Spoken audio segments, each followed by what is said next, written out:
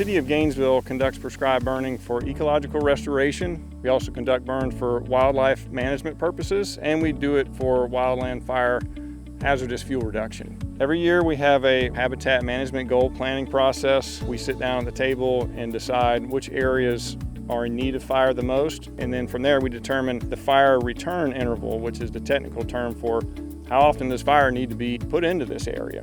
Each burn takes place under a series of predictable, measurable conditions, and that's really the difference between prescribed fire and wildfire.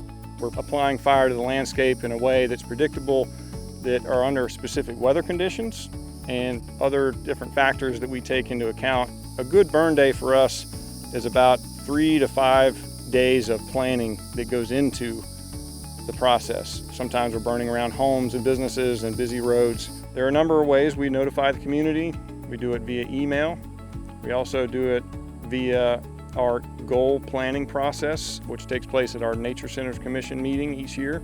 Anyone who could potentially see smoke during the operation, we've done our best to go through that and meet with them, describing to them what we're doing, why we're doing, and trying to bridge that gap.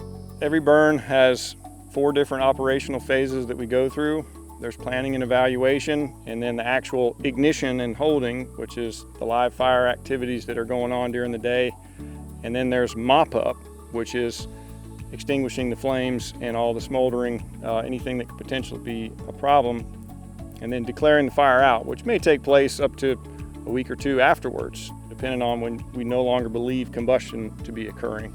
This is a longer-term process that the city has embarked on. We're working towards restoration of these areas in the future based on ecological considerations, and we're also doing this to reduce hazardous fuels in the landscape.